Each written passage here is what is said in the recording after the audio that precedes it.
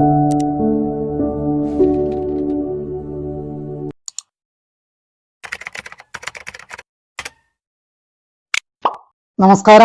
K P വള്ളോന്റെ ജീവിതകഥയാണ് ഈ വീഡിയോയിലൂടെ അവതരിപ്പിക്കുന്നത്.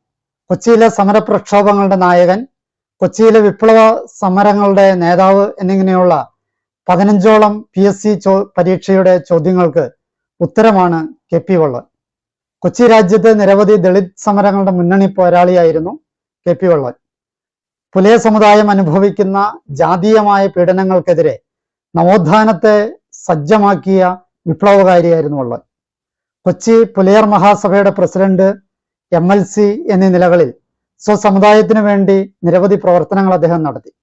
കൊച്ചിയിലെ അയ്യൻകാളി എന്നാണ് വള്ളോൻ അറിയപ്പെട്ടിരുന്നത്. അന്ധവിശ്വാസങ്ങൾക്കും അനാചാരങ്ങൾക്കുമെതിരെ പോരാടിയ സാമൂഹ്യ പരിഷ്കർത്താവ്, സമുദായ ഉദ്ധാരകൻ, പത്രപ്രവർത്തകൻ, ഉജ്ജ്വലനായ വാഗ്മി, നിയമസഭാ സാമാജികൻ എന്നീ നിലകളിൽ ചരിത്രത്തെ വഴിതിരിച്ചുവിട്ട ഉന്നത വ്യക്തിത്വമാണ് കെ പി വള്ളോന്റേത്. ആദ്യകാലത്തെ നോക്കാം. പഴയ കൊച്ചി രാജ്യത്ത് കൊച്ചിക്കായലിലെ മുളവുകാട് ദ്വീപിൽ കോലോട്ട് വീട്ടിൽ പിഴങ്ങന്റെയും മാലയുടെയും ഏക സന്താനമായി ജനിച്ചു. 1900 ജനുവരി 2-നാണ് അദ്ദേഹം ജനിച്ചത്. ഔദ്യോഗിക വിദ്യാഭ്യാസം നേടാൻ ഭാഗ്യമുണ്ടായിരുന്നില്ല. എഴുത്താശാന്മാരുടെ ശിക്ഷണത്തിൽ എഴുത്തും വായനയും അഭ്യസിച്ചു. വള്ളോൻ പരന്ന വായനയിലൂടെയാണ് അറിവിന്റെ ലോകത്തേക്ക് വ്യാപരിച്ചത്. വള്ളോൻ സ്വപ്രയത്നത്താൽ ലോകപരിചയം നേടി. കുട്ടിക്കാലത്ത് തന്നെ കരിങ്കൽ പണിയിൽ ഏർപ്പെട്ടു. ഒരു മേസൺ പണിക്കാരനായി ജീവിതം ആരംഭിച്ചു. വിദഗ്ധനായ കൽപ്പണിക്കാരനായതുകൊണ്ട് പിന്നീട് ചെറുകിട കരാറുകാരനുമായി. കായൽ സമ്മേളനത്തിൽ പങ്കെടുത്ത കഥ നോക്കാം.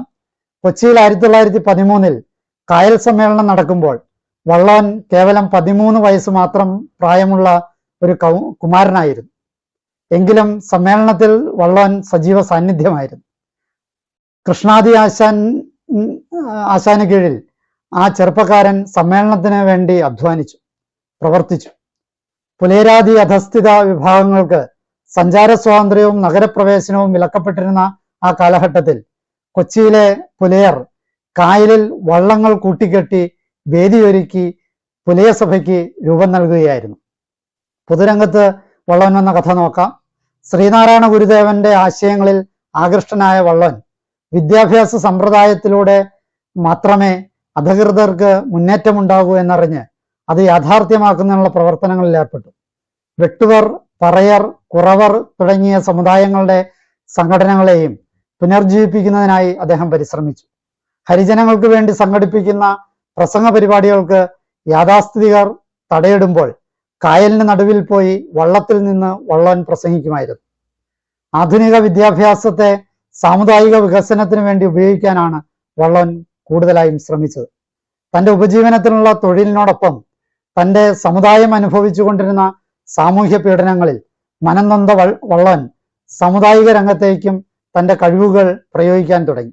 സ്വന്തം സമുദായത്തിൽ നിലനിൽക്കുന്ന അന്ധവിശ്വാസങ്ങൾക്കും അനാചാരങ്ങൾക്കും എതിരായി അദ്ദേഹം ആദ്യം തിരിഞ്ഞു. അതിനായി ആദ്യം സ്വന്തം തറവാട്ടിൽ പൂർവികർ പാരമ്പര്യമായി വെച്ച് ആരാധന നടത്തിപ്പോന്ന കല്ലും കരിങ്കുറ്റിയും ഒക്കെ പിഴുതെറിഞ്ഞു. അങ്ങനെ തൻ്റെ സമുദായത്തിലും വീട്ടിലും ആരാധനാ കേന്ദ്രങ്ങൾ നശിപ്പിച്ചുകൊണ്ട് സമുദായത്തെ വരിഞ്ഞു മുറുക്കിയ അന്ധവിശ്വാസങ്ങൾക്കെതിരായി പ്രതികരിക്കാൻ അദ്ദേഹം തയ്യാറായി. സമുദായത്തിനുള്ളിൽ പരിഷ്കരണത്തിനും പുറത്ത് അവകാശങ്ങൾക്കും വേണ്ടി അദ്ദേഹം പോരാടി. പണ്ഡിറ്റ് കറുപ്പന്റെ നേതൃത്വത്തിൽ അരേ സമുദായവും കൃഷ്ണാദി ആശാന്റെയും PC ചാഞ്ചന്റെയും നേതൃത്വത്തിൽ പുലയ സമുദായവും അവകാശങ്ങൾക്കും ശാക്തീകരണത്തിനും വേണ്ടി സംഘടിത ശേഷി ആർജിച്ചുകൊണ്ടിരുന്ന കാലമായിരുന്നു അത്. 1924 വള്ളോൻ സമുദായ നേതൃത്വത്തിലേക്ക് ഉയർന്നു വന്നു. ആ വർഷം എറണാകുളം മഹാരാജാസ് കോളേജിൽ വെച്ച് കൂടിയ കൊച്ചി പുലയ മഹാസഭയുടെ വാർഷികത്തോടെ കൊച്ചിയിലെ പുലയ സമുദായത്തിന്റെ നേതാവായി അദ്ദേഹം പരിഗണിക്കപ്പെട്ടിരുന്നു. സമസ്ത കൊച്ചി പുലയ മഹാസഭയുടെ സമ്മേളനം കെ പി വള്ളോനെ ജോയിന്റ് സെക്രട്ടറിയായി തെരഞ്ഞെടുത്തു. അതോടെ അദ്ദേഹത്തിന്റെ പ്രവർത്തന മേഖല വികസിച്ചു. നിയമസഭാ അംഗമായ കഥ നോക്കാം.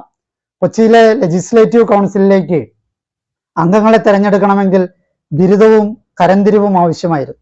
അത്തരമൊരാളെ ലഭിക്കുക അക്കാലത്ത് വളരെ ബുദ്ധിമുട്ടായിരുന്നു.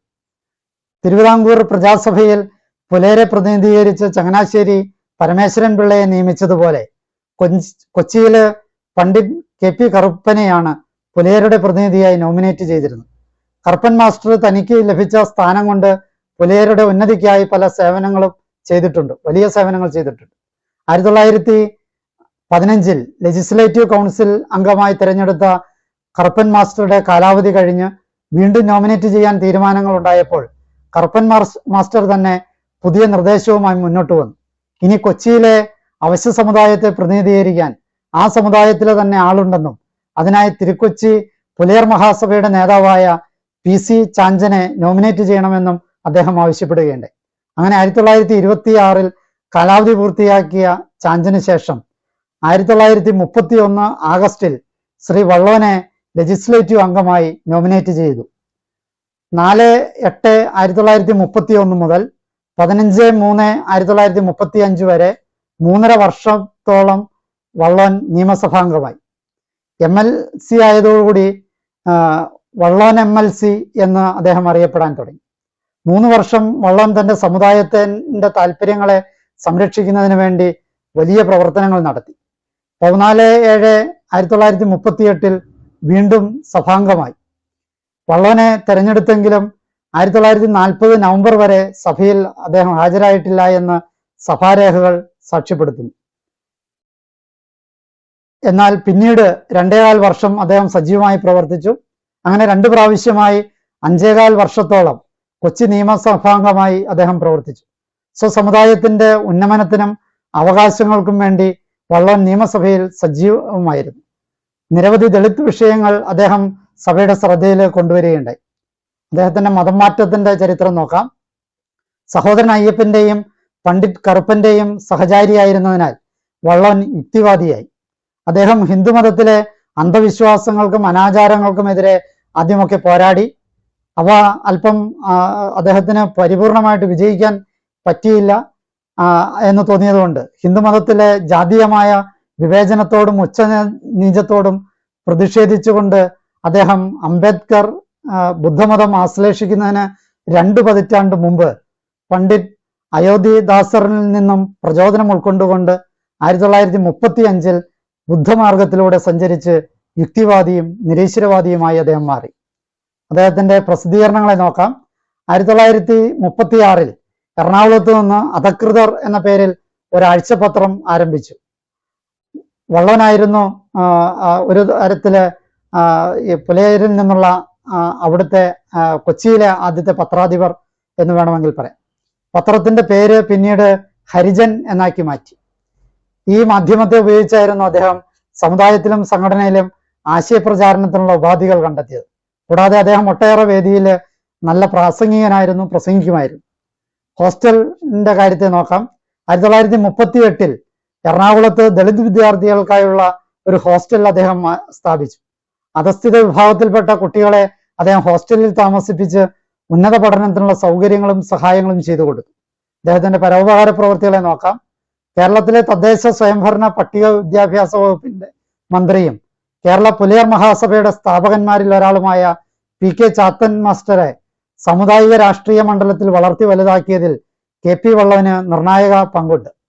മാലിപ്പുറത്ത് തനിക്ക് ലഭിച്ച 5 ഏക്കർ സ്ഥലം ദളിതരുടെ വളർച്ചയ്ക്ക് വേണ്ടി അദ്ദേഹം വിട്ടുകൊടുത്തു.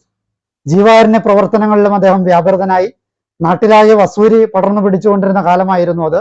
വസൂരി വ്യാപിച്ച കോളനികളിൽ അടിയന്തര പ്രവർത്തനങ്ങൾ ഏകോപിപ്പിക്കുന്നതിന് അദ്ദേഹം നേരിട്ട് എത്തുമായിരുന്നു. സ്വന്തം വീട് നോക്കാതെ പോലും അദ്ദേഹം സാമൂഹ്യ സേവനത്തിൽ ഏർപ്പെട്ടു. അദ്ദേഹത്തിന്റെ കുടുംബം നോക്കാം. KP വള്ളോൻ 1917 എളങ്കുന്നപ്പുഴ കോനാരിത്തറയിലെ താര എന്ന പെൺകുട്ടിയെ വിവാഹം ചെയ്തു. KP വള്ളോന്റെ മൂത്ത മകൻ KV കുമാരൻ അഡ്വക്കേറ്റ് ആയിരുന്നു. അദ്ദേഹം പട്ടികജാതി വകുപ്പ് ഡയറക്ടറും PSC മെമ്പറുമായിരുന്നു. KP വള്ളോന്റെ മകളുടെ പേര് കുഞ്ഞിക്കാവ് എന്നായിരുന്നു. മൂന്നാർ ഫെയും PK സുരേഷ് കുമാർ IAS അദ്ദേഹത്തിന്റെ മകനാണ്. ഇളയ മകന്റെ പേര് രാജൻ എന്നുമായിരുന്നു. ഭരണഘടനാ നിർമ്മാണ സഭയിൽ അംഗമായിരുന്ന ദാക്ഷാണി വേലായുധൻ KP വള്ളോന്റെ കുടുംബാംഗമായിരുന്നു. അവസാന കാലഘട്ടത്തെ നോക്കാം. പൊതുപ്രവർത്തന ആവേശത്തിനിടയിലായിരുന്നു KP വള്ളോന്റെ മരണം. അപ്രതീക്ഷിത മരണമായിരുന്നു അദ്ദേഹത്തിന്റെ. മാളയിലെ കുട്ടപ്പശ്ശേരി കോളനിയിൽ വസൂരി പടർന്നു പിടിച്ചപ്പോൾ വള്ളോൻ അവിടെ ഓടിയെത്തി. സുഹൃത്തുക്കൾ തടഞ്ഞിട്ടും മരിച്ചവരെ അടക്കാൻ അദ്ദേഹം ഓടി നടന്നു. വസൂരി ബാധിതരുടെ ഇടയിൽ പ്രവർത്തിക്കവേ അദ്ദേഹത്തിനും വസൂരി പിടിപെട്ടു. അവിടെ വെച്ച് 1940 ഏപ്രിൽ 14 തന്റെ 40-ാം വയസ്സിൽ KP വള്ളോൻ ഈ ലോകത്തോട് വിട പറഞ്ഞു. മരണാനന്തരമുള്ള കാര്യങ്ങളെ നോക്കാം. എറണാകുളത്ത് കടവന്തറയിൽ ഗിരിനഗറിന്റെ ഓരം പറ്റി തെക്കോട്ടുള്ള പ്രധാന റോഡിന് KP വള്ളോൻ റോഡ് എന്നാണ് പേരിട്ടിരിക്കുന്നത്. അവിടുത്തെ തദ്ദേശവാസികൾക്ക് പോലും KP വള്ളോൻ എന്ന സാമൂഹ്യ പ്രവർത്തകനെ കുറിച്ച് വേണ്ടത്ര അറിവില്ല. വ്യവസ്ഥാപിത ചരിത്രകാരന്മാർ തള്ളിക്കളഞ്ഞ ചരിത്ര നിർമ്മാതാക്കളിൽ പ്രമുഖനാണ് KP വള്ളോൻ. ചരിത്രം അദ്ദേഹത്തെ തിരികെ കൊണ്ടുവരും എന്ന് വിശ്വസിക്കുന്നു. ഈ കഥ നിങ്ങൾക്ക് ഇഷ്ടപ്പെട്ടു എന്ന് വിചാരിക്കുന്നു. എന്നെ ശ്രവിച്ച നിങ്ങൾക്ക് നന്ദി. നല്ല നമസ്കാരം.